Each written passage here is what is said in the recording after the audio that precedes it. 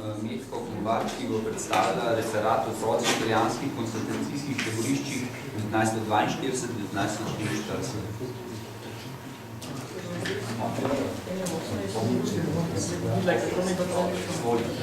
Tukaj je zadnji za menoj bojo predstavljeni dokumenti, ki so zdaj osnovo mojega prispevka tukaj. Del teh je pa tudi na panojih zunaj, so del razstave. Postavili smo nekaj primerkov, toliko, kar je bilo možno na panojih hotelske avle. Svoj referat odpiram z osebno noto. Dolgo sem bila prepričana, da je arhivski vir osnova za vsako zgodovinsko raziskavo. Zato sem kot avtorica člankov in razprav sem se vedno opirala na govorico predvsem arhivskih virov. Arhiv, ki je bil zame, ampak seveda ne le zame, osnova je bil za vsakega zgodovinskega dela. Vendar se skozi leta spreminja naše okolje in mi v njem.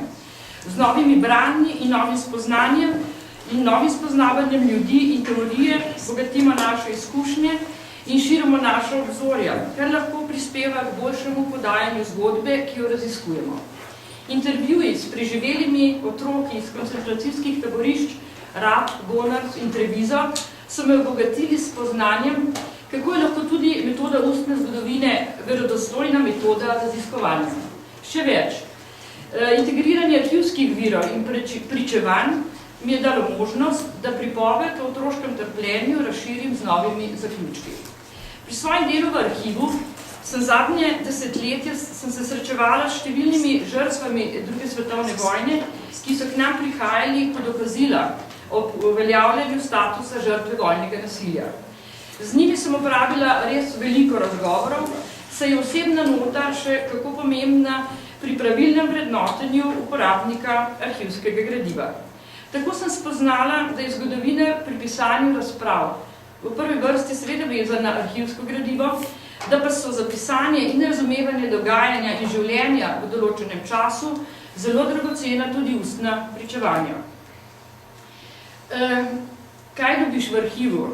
Pri raziskovanju zgodovine preganjanja žensk in otrok v koncentracijskih taboriščih sem v arhivu Slovenije odkrila mapo s približno 30 risbami in pričevanji otrok, ki so preživeli italijanska koncentracijska taborišča. Risbe in spisi so nastali v okviru partizanskega šolstva na Kočevskem leta 1944. Najdba je bila res enkratna, saj je šlo za izjemen primer v tovrstnem obravnavanju pomembne tematike. Študija o risbah in spisih slovenskih otrok v italijanskih koncentracijskih taboriščih je okrožila tudi Italijo, bodi si po zaslugi beneške telematske revije Deportati Jezuli Profuge, bodi si po zaslugi razstave, ko je umrl moj oče, ki so jo pripravili Arhiv Republike Slovenije, Narodni muzej in italijanski posoški zgodovinski inštitut Gasparini iz središča ob Soči. Razstava je imela preko 30 otvoritev v Italiji, Avstriji, na Hrvaškem, Srbiji in Sloveniji. Potrjena je bila začetna misel, da obstajajo pri raziskovanju tematike iz druge svetovne vojne še vedno obširne sive lise, ki iz različnih razlogov, pa naj gre za privilegiranje vojaške ali politične zgodovine, ali pa za namerno zamolčevanje strani bivših okupatorjev, niso bile obravnavane. Razstava, ki smo jo postavili, je skromna, nosi v sebi pa močan, vsem razumljiv vsebinski naboj. To je otroško trpljenje. Razstava ne govori o nekem sosledju zgodovinskih dogodkov, ne o konkretni ideologiji uničenja in tudi ne o italijanskih vojnih zločincih. Na panojih reproducirane zgodbe, ena za drugo v nizu pričevanj izpostavljajo brezumje vojne, nesmisel kolonialistične požrešnosti in zgrešeno pojmovanje več ali manj vrednosti posameznika ali celih narodov. Neprecenljiva vrednost pričevanja o tem, da so, ker so nastali le nekaj mesecev po vrnitvi otrok iz taborišč, tako pristna in pretresljiva. Opisuje namreč posamezne dogodke, ki so se otrokom najbolj vtisnili v spomin. Kako so na primer trpeli lakoto in žejo, kako počasi so tekli dnevi, meseci, leta internacije, kako so umirali starši, sestre in brati in druge zgodbe, ki so se neizbrisno vtisnile v spomin. Za otroke, povratnike je bilo stanje ob njihovi vrnitvi obupno. Bili so razseljeni, izčrpani, brez strehe nad glavo, sirote brez enega ali obeh staršev in še predmet preganjanja potem v nemški ofenzivi. Kljub temu so s pomočjo staršev, solidarnostjo skupnosti ter naporov oblasti na osvobojenem ozemlju živeli naprej. Ob drugih ukrepih v korist civilnega prebivalstva so na Kočevskem obnovili tudi šolstvo, saj so bili otroci že več kot leto in pol brez pouka. Ena izmed oblik šolskega dela je bilo tudi sodelovanje pri različnih tekmovanjih. Sem je oddelek za prosveto pri predsedstvu SNOS-a vključil na predlog učiteljev iz Drage in drugih okoliških vasi dve spominski vsebini, vezani na internacijo otrok. In sicer otroci nam govorijo in naš otrok v internaciji. Tako so nastali ti otroški spisi in risbe. Pričevanja so napisane v preprostem jeziku, brez olepšav, tako kot so se jim dogodki vtisnili v spomin. So dokumenti časa, ki govorijo o nasilju in trpljenju z posebnega zornega kota in iz njih odseva neposredno dojemanje dogodkov strani otrok in njihova izpoved, ki bi jo drugače zadržali zase. Spisi so ostali takšni, kot so jih otroci napisali, slovničnimi in pravopisnimi napakami. Dodali so jim le podatke o otroku, ki je spis zapisal, in mnenje učitelja. Dokumenti, ki so se ohranili v bogatem arhivskem gradivu druge svetovne vojne, se hranijo v posebni zbirki, Zlatarjevi zapori in taborišča in predstavljajo, kot sem rekla, osnovo za raziskavo in razstavo. Kot omenjeno, smo gostovali s to razstavo v 30 krajih doma in v tujini. Razna gostovanja so dala različne odgovore. Razprave in članki o otvoritvah so pokazali, da so nas organizatorji največkrat povabili tudi zato, ker so v razstavi videli model, kako je možno obravnavati probleme, s katerimi se tudi danes ukvarjajo na družbeni in zgodovinski ravni. V Italiji je vrsta otvoritev izvenela kot obsodba načrtnega prikrivanja zgodovine, koncentracijskih taborišč za Slovence in Hrvate, pa čeprav so bila v Gonarsu, Trevizu in Visku tako rekoč za domačim pragom. Razstavo smo organizirali tudi kot protivtež poveličevanju dneva spomina na Fojbe in Exodus, ki je od leta 2005 zamegljeval vzroke in posledice nesrečnih dejanj v dvesvetni vojni pri nas. V Celovcu, Beljaku in na Dunaju je razstava spodbudila razpravo o izgonu neželenih družbenih skupnosti v koncentracijska ali delovna taborišča, kamor so za Judi in Romi morali tudi koroški Slovenci. Potem je na ozemlju bivše Jugoslavijo spodbudila razgovor o preteklem in današnjem nacionalizmu in neofašizmu v tej regiji. Na Rabu, na kraju, kjer je bilo najhujše italijansko taborišče za Slovence in Hrvate, smo v razstavi iskali nastavke prepoznavanju današnjih nacionalizmov. V Kregujevcu, kjer smo razstavo prikazali v 60-letnici poboja civilnega prebivalstva v tamkajšnji Šumarisi, smo se soočili s politiko imperializma pri dveh časovno odmaknjenih zločinih, in sicer na tiste iz leta 1941, ko je umrlo tudi veliko dijakov tamkajšnje gimnazije, in na tiste iz leta 1999, ko so po bombardiranju Kregujevca težko breme nosile ženske in otroci. Na osnovi razstave lahko predvsem v Italiji beležimo vrsto kulturnih pobud, ki so v smislu povedanega razvijale in bogatile zamisel avtorjev razstave, ko je morajoče. Navedem naj med drugimi 3 kratkometražne filme, in sicer film italijanske zgodovinarke Alessandre Kešovan, ki temelji na pričevanjih internirancev Hermana Janeža, Marije Pojen, Slavka Malnarja, pa film Meja, rimskega režiserja Gianotija, ki je v kontekst vpletel tako zgodovino italijanskih koncentracijskih taborišč, kot zgodovino Exodusa in Foy, in film Dorina Minigutija, Oltre il Filo, s katerim je odkril fašistično nasilje pri nas s pomočjo pričevanj preživelih internirancev. David Toffolo in Paolo Bristoc sta s stripom Zima v Italiji globoko posegla v italijansko zgodovinsko amnezijo, Snov za svoje delo sta črpala na primeru 2 otrok, ki se jih našla v katalogu na seznamu interniranih vagonarc. Potem omeniti velja še monografijo Franceske Meneghetti o taborišču Bonigo pri Trevisu, kjer je posebno poglavje posvetila tudi otrokom v tem taborišču. In česa ne dobiš v arhivu? Po vseh teh izkušnjah se moje prepričanje o pomembnosti arhivov pri proučevanju zgodovine ni zmanjšalo. Saj so odkrite risbe in spisi bili kljub temu, da so bila to odkrite risbe in spisi otrok bili, kljub temu, da so bila tole subjektivna pričanja, še vedno arhivski dokument, ki si ga lahko uporabil za študij in opisovanje grozot druge svetovne vojne ali pa za širjenje protivojnega aktivizma. Moj nikoli ne reči nikoli se je zgodil ob odprtju razstave, ko je umrl moj oče v atriju Znanstveno-raziskovalnega centra SAZU. Skupaj z organizatorko razstave, ki je danes tu z nami, smo na otvoritev povabili tudi avtorje risb in spisov preživelih otrok, ki so svoje dela napisali in narisali leta 1944. Čustveni naboj tega dogodka, torej srečanje s preživelimi pričevalci izpred 70 let, je bil tako močan, da smo se avtorji razstave odločili, da bi z njimi opravili še en končni intervju. K temu sklepnemu dejanju smo povabili še živeče internirance, avtorje spisov in risb. Vendar se za razgovor žal niso odločili vsi preživeli. 4 so intervju odklonili z utemeljitvijo, da jih obujanje spominov preveč prizadane. Tako smo razgovor opravili s 5 interniranci. Zame se je s tem začelo odvijati poglavje odkrivanja zgodovine z metodo oral history, torej odkrivanja prostora spominov udeležencev teh dogodkov po 70 letih od njihovega prvega pričevanja. To je bila enkratna izkušnja. Z intervjuji so dopolnjevali prazen zgodovinski prostor, ki je zeval iz luščenja zgodovinskega arhiva druge svetovne vojne.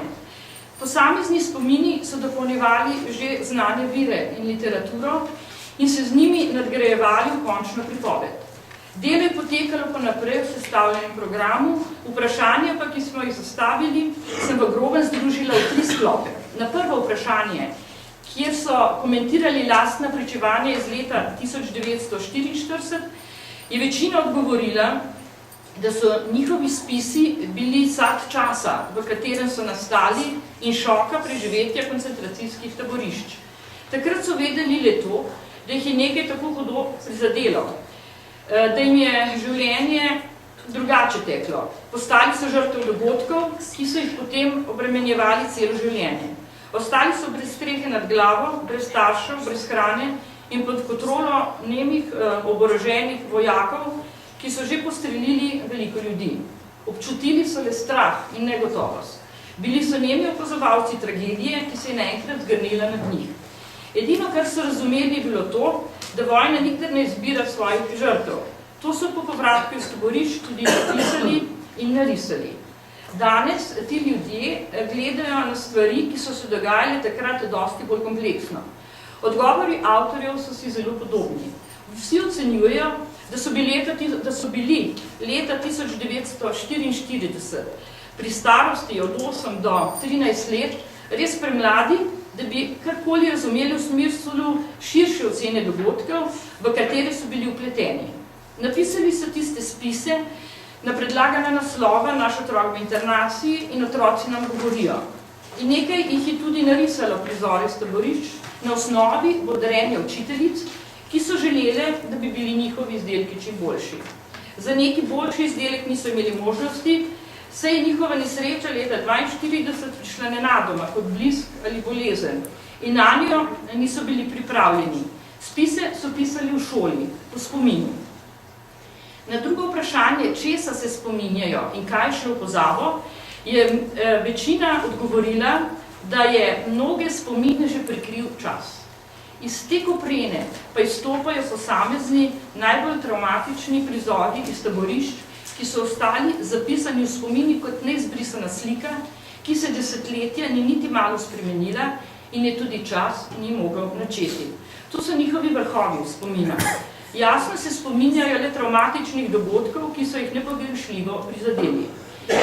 Ti so skrivanje pred italijanskimi vojaki v gozdu, streljanje talcev, požigi domov, smrt najbližjih, groze poti v neznano, strah od domačih krajev, kolektivni strah pred ukrcanjem na ladjo za rab, otroške stiske in sram zaradi golote staršev na taboriščni dezinsekciji, negotovost pred neskončnimi vrstami šotorov, obup nad vsakodnevno smrtjo najbližjih, ogorčenost nad trpinčenjem internirancev žejo, lakoto, ušivostjo, garljavostjo in grižavostjo, ker so kruti vojaki brezbrižno opazovali, strah pred vremenskimi ujmami, kot je bila poplava na Rabu, ki je otroke in stare kar odnašala, razočaranost nad nesolidarnostjo posameznih internirancev s paketi v Gonarsu, ki jih niso delili s tistimi, ki so umirali od lakote, pozornost otrok na jamo s kuhinjskimi odpadki, spomin na sramotilni steber,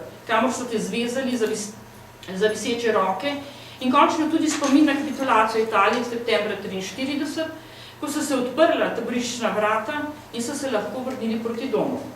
Dom je bil le metafora, saj je v pustelih vaseh stal tu pa tam, kak dimnik na pogorišču. Otroci so bili v zdesetkenih družinah in tistega, ki je imel, so pač prevzeli drugi, ki so si zatočišče našli tudi po kočevarskih vaseh. Nikjer ni bilo ne hrane, ne lonca. Ženske, matere, odrasle sestre so se oprtele bisage in šle prosit tudi do 30 km daleč. Na tretje vprašanje, kaj so prinesli na naslednje generacije, je velika večina odgovorila, da se v prvih desetletjih o preteklosti niso veliko pogovarjali, saj je bilo preveč vsakodnevnih skrbi.